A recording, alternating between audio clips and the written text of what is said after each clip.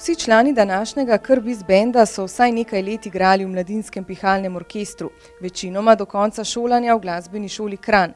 Nato je vsakega vodila drugačna pot v odraslo življenje. Na pobudo dolgoletnega člana orkestra Branka Đokovića so se to poletje spet zbrali in obnovili tako glasbeno znanje kot stara prijateljstva. Po tolkem času ukvarjanja z glasbo pa skupnega igranja, pa kar naenkrat redno delo, študij, nekaj manjka, no, in je res sam občutek primanjkljaja glasbe prišlo do tega, da sem Tomaža poklical, mu predstavil idejo, pa vprašal, kaj se ti zdi, ne? In itak, navdušen.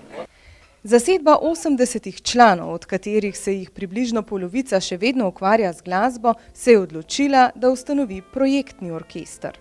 Se pravi, skoncentrirane vaje na kratek čas, izveden koncert, mogoče dva, in to je to v letu, ne? Nekako projektno delovanje.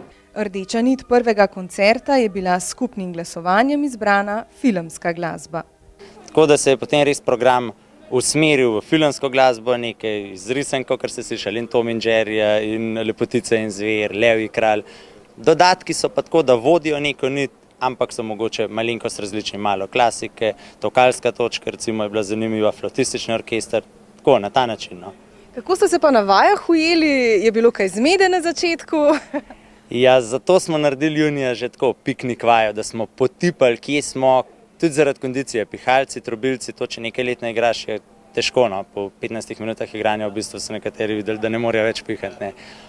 Ja, od začetka je bilo malo delikatno, ampak je očitno bila želja tako velika, da smo se hitro ujeli pa speljali zadeve. Pihalni orkester namerava v kratkem času ponoviti koncert, potem pa se veselijo načrtovanja novih skupnih glasbenih projektov.